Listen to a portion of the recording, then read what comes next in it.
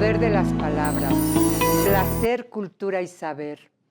Pretende llevar a los lectores a una más profunda comprensión del texto, es decir, más amplia en el sentido filosófico o ontológico del término. Pero no, esta no es la pretensión de nuestra colección. Por supuesto que la primera intención es la de que se lea, que el lector entre al mundo de la literatura con el afán de conocer, de disfrutar la lectura, de saber más. Si tan solo esto se consigue, va muy bien. Sin embargo, nuestro principal deseo es lograr que el lector dé un giro hacia otras rutas y entre a degustar la magia de las palabras, a sentir la emoción que vibra en cada página, a entrar de lleno en la narración sin poner distancia entre él y la historia. En una palabra, hacer uno más de los personajes del relato. Lecturas que le enseñen a soñar su realidad y desde ahí volver a reinventarla en sus propios términos. Buen viaje. El hombrecillo rejuvenecido de los hermanos Grimm. En los tiempos en que nuestro Señor andaba aún por la tierra, entró un anochecer, acompañado de San Pedro, en una herrería en la que recibió hospitalaria acogida. Un pobre mendigo, agobiado por los años y los achaques, se presentó a la puerta a pedir limosna. San Pedro se apiadó de él y dijo: «Señor y maestro, cura, por favor, a este hombre de sus achaques, para que pueda ganarse su pan». Dijo entonces nuestro Señor con dulzura: «Herrero, préstame tu fragua y ponle carbón. Voy a remozar a este hombre viejo y enfermo». El herrero obedeció con gusto y San Pedro se aprestó a manejar el fuelle. Y cuando ya el fuego estuvo encendido y llameante, nuestro Señor levantó al hombrecillo y lo depositó en la fragua, en medio de la ardiente hoguera.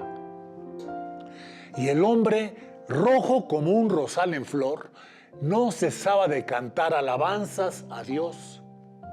Después pasó el Señor al depósito de agua, introdujo en él al incandescente hombrecillo y, una vez lo hubo enfriado convenientemente, le impartió su bendición. Y he aquí que el vejete salió ágil, tieso y sano, como si no contase más de 20 años. El herrero, que había presenciado la operación, invitó a todos a cenar. Pero tenía una suegra vieja, medio ciega y jorobada, que, dirigiéndose al nuevo jovenzuelo, le preguntó muy seriamente si le había quemado mucho el fuego. Él contestó que en su vida se había sentido tan a gusto. En medio de las llamas, parecíale que se estaba bañando en un refrescante rocío. Aquellas palabras del joven resonaron durante toda la noche en los oídos de la vieja. A la mañana siguiente, nuestro Señor se hubo marchado después de dar las gracias al herrero. Este pensó que sabría también rejuvenecer a su suegra, pues había observado muy atentamente todo el proceso de la operación de la víspera, aparte que la cosa entraba en su oficio. Preguntóle, pues, si no le gustaría convertirse en una muchachita de 18 abriles y poder saltar y corretear. «Con toda el alma», respondió la vieja, recordando lo bien que la pasara el nuevo jovenzuelo. Así pues, el herrero encendió la fragua y metió en ella a la mujer. Pero esta todo era retorcerse y lanzar gritos desesperados. «¡Cállate! ¿Por qué gritas y te agitas de este modo? Espera, que voy a avivar el fuego. Y volvió a poner en acción el fuelle, hasta que la vieja quedó convertida en un guiñapo ardiendo. Y gritaba y vociferaba tanto que el herrero pensó, la cosa no marcha. Sacóla y la metió en el agua. Allí los gritos subieron de punto y llegaron a oídos de la herrera y de su nuera, las cuales, precipitándose escaleras abajo, encontraron a la vieja aullando y vociferando, sumergida en la artesa, toda ella encogida, hecha un ovillo, con la cara arrugada y desfigurada. Las dos mujeres, que se hallaban encintas, se horrorizaron de tal modo ante aquel espectáculo que la noche siguiente dieron a luz dos criaturas que no tenían figura de hombre, sino de mono, y echaron a correr, huyendo al bosque. Y se asegura que de ellas desciende la familia de los monos. Fin.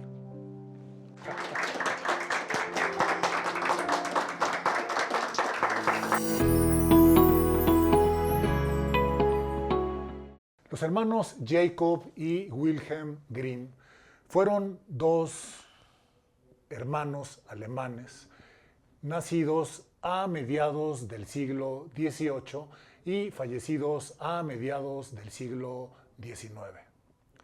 Fueron académicos, lingüistas y folcloristas que básicamente se dedicaron a recopilar tradiciones y cuentos populares europeos para darles una adaptación y publicarlos con nombres tan conocidos de todos nosotros como La Cenicienta, Hansel y Gretel y Caperucita Roja. El cuento que acabamos de escuchar, que acabo de leer, El hombrecillo rejuvenecido, trata sobre una reflexión acerca de la creación. Una de las lecturas que son más notorias es la soberbia del herrero, que se creía muy orgulloso del conocimiento de su oficio, ¿verdad? Pero aquí esto de rejuvenecer a un anciano, pues ya tenía otro rango que es un milagro, ¿verdad? Entonces, este señor, el herrero, pues casi estaba jugando a querer ser Dios y él pues tenía sus limitaciones, ¿verdad? Para ese fenómeno de hacer joven a un anciano, pues solamente un milagro podía ser dado por Jesucristo. Esa es la primera lectura. Sí, claro, y podemos observar en esta lectura que nos ha pasado muchas veces que observamos el trabajo de otra persona, está desarrollando un trabajo, ese trabajo lo está desarrollando en base a habilidades y conocimientos adquiridos a lo largo de una vida. Y a veces pensamos que porque lo está haciendo y se ve fácil que como lo está haciendo, yo lo puedo hacer. Y tal vez no lo podamos hacer porque no tenemos todo ese bagaje que tiene el otro, ¿no? Aquí en la historia, obviamente, Jesucristo tiene una habilidad mayor, ser el Hijo de Dios y tener la posibilidad de hacer milagros. Entonces, el herrero se deja llevar porque ve que usa los elementos que él maneja todos los días, cotidianamente, los usa Dios para rejuvenecer al anciano que llegó y cree que porque lo hace muy fácil, lo puede él hacer. Entonces, eso es muy importante que reconozcamos que el conocimiento y el oficio que pueda desempeñar alguien representa una carrera de largo aliento, de mucho tiempo, llegar a tener un conocimiento preciso de algo para lograr hacer efectivo la solución a un problema. No es inmediato, aunque parezca fácil, ¿no? Creo que es una gran reflexión. No sé si ustedes puedan ayudar con alguna interpretación, ya sea de eso o del cuento en general. Bueno, mi nombre es Isabela, igual vengo del Plantel Sur y a mí me gustaría recalcar lo que usted dijo de las hermanas que se convierten en monos. Para mí eso es como una metáfora de cuando, digamos que los animales siempre decimos que no son, pues son animales, no son civilizados. Entonces para mí es una metáfora de cuando las personas al perder sus valores pues dejan de ser como personas civilizadas, ¿no? Okay. Por ejemplo, digamos que son como personas muy vanidosas y egocéntricas y justo esto de la infravaloración de ciertos trabajos o así, bueno, de ciertos, pues sí, oficios o pues para mí sería como la vanidad y el egoísmo de que yo siempre tengo que ser el mejor, los demás pues por hacer ciertas cosas digamos que no son, que son menos que yo, ¿no? Entonces, para mí, el que las hermanas se conviertan en monos es como perder su civilización al, pues, perder sus valores, ¿no? Ok. Eso es lo que a mí me gustaría. Pues Muy la verdad, acertado, muy bien. muy madura la reflexión. Sí. Y por otro lado, también lo que comentaba la maestra Clarita de la soberbia, que ahorita viene también con tu comentario, la soberbia del herrero que quiso hacer lo que Dios puede hacer, ¿no? Entonces, podemos aspirar a ser mejores siempre en la vida. Yo creo que eso siempre tenemos que tenerlo presente. Pero no podemos ser soberbios como para decir, yo puedo ser como o ese, y por arte de magia, ¿no? También, ¿no? Porque tampoco eso puede ser. Esas son de las cosas importantes en la vida que actualmente, por ejemplo, los jóvenes creen que de la noche a la mañana ya se pueden transformar en unas personas exitosas. Lo vemos con los youtubers y todas esas cosas, ¿no? Entonces, creo que siempre en la vida hay un proceso. Esta lectura también nos enseña que tenemos que tener un proceso para alcanzar alguna situación, algún deseo, alguna cosa que queramos tener en el futuro, que deseemos hacer. Tenemos que saber que hay un proceso para llegar a ello, ¿no? Y no tener la soberbia de que luego me quiero igualar a alguien con mayores posibilidades que yo, ¿no? Yo me llamo Marisol y vengo del Plantel Sur. Yo quiero tomar en cuenta lo de que se quiere regresar a una etapa que ya vivió, de rejuvenecer. Creo que todo el tiempo vivimos queriendo regresar el tiempo cuando ya pasó, y para mí podría ser que disfrutemos cada etapa. Ahora, en cuestión de que el obrero quiso creerse Dios, creo que todo trabajo lleva a un desarrollo.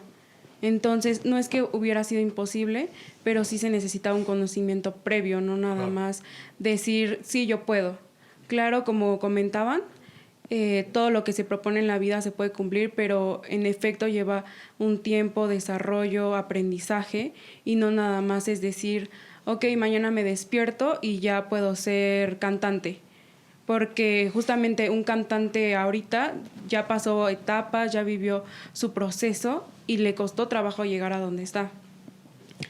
Y justamente como lo mencionan la soberbia de las hermanas, es algo que se vive a diario, es en la vida cotidiana, todos vivimos lo mismo y queramos o no, lo hacemos inconscientemente en algunas ocasiones. Pero sí me gustó mucho que la lectura lo recalcara. Yo regresando un poco a la obra en sí misma, como es algo a lo que no estoy acostumbrado. No sé, yo conozco a los hermanos Grimm por justamente, no sé, Cenicienta, Caperucita, cuentos que son como clásicos y conocidos incluso mundialmente. Y nunca había oído hablar de este cuento, nunca había hablar de esta obra, y me gustaría conocer más, ¿no? Es como inspirador conocer un poco más sobre que no son las únicas obras comerciales las que podemos apreciar. Claro. Y de las que podemos sacar tanto, ¿no? De las que podemos reflexionar, de las que nos dan un aprendizaje y de las que no todo el mundo habla. Porque es como importante empezar a descubrir, ¿no? O a redescubrir más bien estas obras y a hablar de ellas y a hacer que sean divulgadas, a que todos logremos esta reflexión que han logrado ahorita ustedes y mis compañeros de una manera que pues es fascinante. Qué bueno. Y muy agradable, ¿no? Podemos lograr esto y muchas obras podríamos analizarlas y hablarlas y platicarlas y sacar tanto de ellas como lo estamos haciendo en este momento. Nos gracias por el comentario. De hecho, el curso, el taller se llama Lecturas que invitan a la reflexión. Y en relación a lo que dices tú, los hermanos Grimm, hay un cuento recopilatorio, o sea, un libro recopilatorio de todas sus obras. Y efectivamente ese tipo de obras clásicas, que es el motivo de este programa, de esta serie, es eso, que tienen una profundidad y tienen una riqueza que la puedes ir analizando desde diversas perspectivas, pero aparte con elementos que te van a ser útiles para tu vida diaria, porque también se trata de eso, no nomás de andar filosofando, ¿no? Sino también algo que puedas aplicar en tu vida diaria, en la praxis. Bien, pues así llegamos al final. Profesor, por favor. Soy Alejandro de Plantel Sur, profesor de Plantel Sur, y primero esa experiencia de escuchar, que yo creo que es el impacto de la lectura. ¿Quién lo lee? ¿Y cómo lo lee? Porque transmite la emoción de ser atento a la escucha y captar los mensajes que tiene si uno hiciera la lectura en la reflexión. Uno que es reflexivo cuando leo, pues no alcanzo los matices que expresaba nuestro Andrés, ¿no? Cuando hablas de la persona que iba a ser someta al fuego y habla de muchos elementos de la lectura, o podemos captar muchos elementos, muchos momentos, ¿no? Gracias. Primero, el sentido de la persona que iba a ser rejuvenecida. Tiene un sentido, no era vanidad, era porque pudiera lograr ganarse el pan, trabajar y ganarse un pan. Y la segunda era vanidad, como ya dijo Vela, ¿no? Y creo que en nuestro entorno social habemos esas dos personas, ¿no? Y a veces somos ambivalentes, a veces somos vanidosos, a veces queremos trabajar, ¿no? Pero yo creo que este cuento en sí, como lo dijo Hegel, sí tiene esa característica, ¿no? De atraernos, pero yo creo que el impacto de la lectura, cómo se lee, cómo se transmite el mensaje, ¿no? Y felicidades, Muchas gracias. una experiencia muy bonita. Gracias por el comentario. Muchas gracias, Alejandro. Quería comentar algo. Sí, adelante. Sí, reiterar lo que aquí dijeron los compañeros, que la literatura, cada obra es un ejemplo de vida y por eso es importante para ustedes los jóvenes que están en esa transición, están buscando su identidad, su vocación en la vida y esto de alguna manera les puede ayudar. Y entender también que todos los elementos en una sociedad son importantes y valiosos, desde el barrendero, el intelectual, el estudiante. ¿Qué haríamos sin quien nos recogiera la basura? Entonces, bajando a la soberbia, todos somos importantes en una sociedad, desde la persona que nos sirve hasta los eruditos, los catedráticos, etc. Ese es el mensaje. Bien, muchas gracias por su asistencia a esta sesión. Pronto continuaremos con el programa de lecturas que invitan a la reflexión, el poder de las palabras.